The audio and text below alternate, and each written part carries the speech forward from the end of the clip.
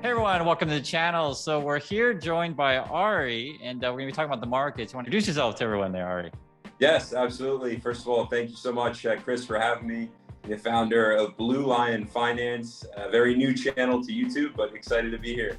It's a very cool channel because you talk about safe stocks and dividend stocks, which more people need to talk about. Why would you be apt to take a Johnson & Johnson over, say, Coca-Cola, just for example? Why a Johnson & Johnson? I'm constantly looking at Dividend Aristocrats, Dividend Kings, and I'm a big dividend investor simply because I'm looking long-term. And I think a lot of investors, I don't even want to say investors today, but just over the span of history, we are so used to this get rich quick mindset. Jumping into things, not that it's necessarily a get rich quick, right? If you're going to be in it for the long haul, but as a dividend value investor, I mean, I am in it for the long haul. So Johnson & Johnson, we're talking about a company 130 plus years worth of rich history delivering through on dividends. To me, I mean, it's a steal. But I'm a big fan of what Warren Buffett mentions when he's sharing buying wonderful companies at fair prices. Right. Where it's at right now, dollar cost averaging into it. And a company like this, as I always tell people, if things go up, down, sideways, left, right, we're still going to buy Band-Aids, and we're still gonna buy medicine. It's like we're going to stop that kind of stuff, right? But the response that people would have, because I know when reading the internet and stuff, they'll say, but I'm a long-term investor, right? I'm investing in XXX unprofitable company as a long-term investor. And why would I want to do Johnson & Johnson? Do you see what I'm saying? Like that's because yes, I agree with you as an investor. I'm looking at Johnson & Johnson, but the other person say, but I'm an investor too. I want to invest in, XXX unprofitable company. How would you respond to that kind of thing? Of course, I like to sleep at night. Yeah. Portfolio is not all over the place and insanely volatile. Even if it's just a broad market index, that to me is not only safety, but it allows me to sleep at night. I'm not sweating throughout the day. I don't constantly have to check my portfolio. I just want that reliability factor, and I feel that's built right in with value stocks, Johnson & Johnson, Coca-Cola, Pepsi, even Medtronic, players that have been around and in the game for a long time. I'm able to sleep at night. I'm not constantly checking my portfolio, and I know year over year I should expect some growth. In terms of like the market as a whole, are you a buyer right now? So the S&P is sitting at 37.69, Nasdaq's at 11.34. We are kind of up today. I never know what this market's doing. But I call like a mini bear market rally. Okay. Last I looked, I think we're talking about 1.5, 1.6% up in the S&P. Nasdaq jumped up around the same figures. But like I said, mini bear market rally. And I don't think it's going to last. I think there's a lot happening this week. We have pre-existing home sales reports coming out. We have Jerome Powell speaking in front of Congress to testify. Oh, is he doing that again? I didn't hear. When is that? Is that like Wednesday or something? Starts Wednesday and Thursday. Is the conclusion of his testimony. Yeah. But then again, look, on Friday, we even have a consumer sentiment report coming out. And I think just looking at what we, came out of, which was a weekend, Juneteenth weekend, market was closed on Monday. I think what we're getting is a lot of emotional investing. People are excited. They want to invest, want to trade. We're going to come right out of the chute, I think, throwing money into the market. I am personally watching to see what happens this week. I think I'm back down. And look, even when I look at the macro inputs, really haven't changed. Inflation is not coming down. And we have reports that are coming out this week that are going to show us exactly where the consumer stands. I don't think we've improved much. And just me as a person, I don't feel good about the economy. So I mean, that's sort of where you got to use your own, best judgment. But, the people always say when everyone's scared, that's the time to be buying. How would you respond to that? Because I think that's something that is in market sentiment, because people always ask, should I be buying, Chris? And I always say, well, at least it's not at the top, which I think is a reasonable answer. But how do you respond to that when people say, everyone's scared, you're talking scared, Ari, I'm scared, Chris, now's the time to be buying? I would share, dollar cost average. I don't think, if I was Nostradamus, if I could predict the future, right.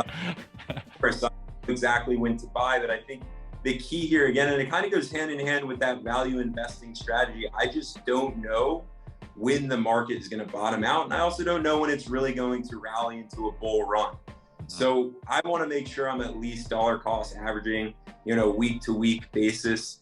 Like I said, I'm going to be taking a little bit, you know, slower this week just because there are reports that I'm honestly a little scared to see what's going to. Yeah. To be honest, I am scared Ari right now. We should have the scared Ari index, right? but and that's the funny thing though about the markets is we all know that when everyone's scared, that's theoretically the bottom, but I think we can get more scared. The other thing too, though, for just something to look at, and I've been telling people on the channel, and as we're having this conversation, I would love to hear your thoughts as well. When does this crypto rally buzz bubble? When does that finally end? And people are like, you know what? I'm tired of crypto. That's fake money. All of these exchanges are going to go belly up. When that finally bursts completely, I think that'll signal bottom, and it hasn't happened yet. So I think that's one. What's going on with oil? When the oil stocks start to you know, sell off, some I've seen someone mention that in comments, and I've kind of thought about that more deeply because that is a true thing.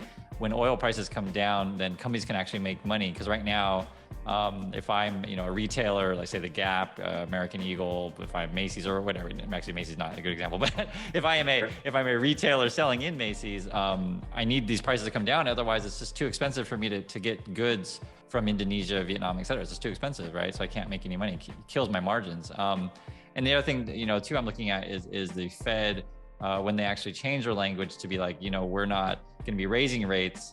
We're going to be maybe doing nothing, or maybe only raising rates like 0.25 or something. I mean, I just don't think, you know, the way that things are until you see maybe those three things. I'm sure there's other indicators you can look at as well. What are your thoughts on stuff that I just mentioned? And do you have any other things that you might be looking for in determining a bottom? In terms of the bottom, like, I mean, when we really look at some historical data, the numerics of it all, right now, generally speaking, the market is down, 25% or so. And we usually see during these not inflationary periods, recessions, right?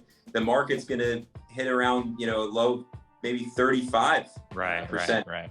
So I don't think we're near a bottom just yet. I think we are certainly moving closer to a recession. I think we're certainly, you know, digging ourselves a bit more of a hole. And that's what I'm honestly watching and patiently waiting. I've started to say this more often. It pays to be patient. Yeah. Is there any other particular stocks that you like, that you got your eye on? So say Johnson & Johnson, what's a different sector that you look at other than say healthcare? Handful of stocks actually very closely. You'll probably see it coming out on my channel, me talking about them.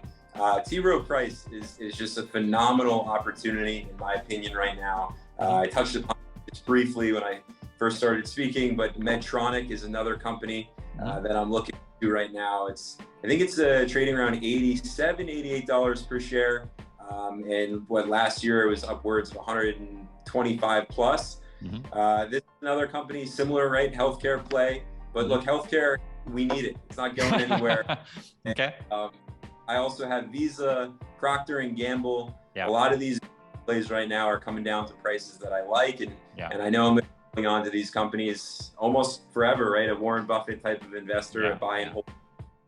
Yeah, and for those of you want to get other ideas and stock picks, you can head over to his channel, Ari's channel.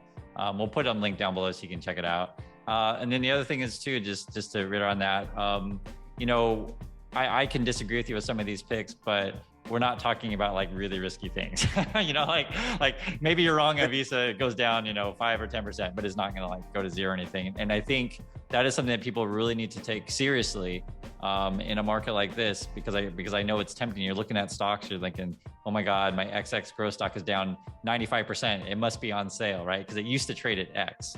So we're talking about oranges and apples here. And I think that's an important point. I keep mentioning that because there's just so many people in the markets that they think, oh, why are you talking about Visa? Visa's boring. You know, why would I want to do that? And the reason why you want to do it is because Visa makes money.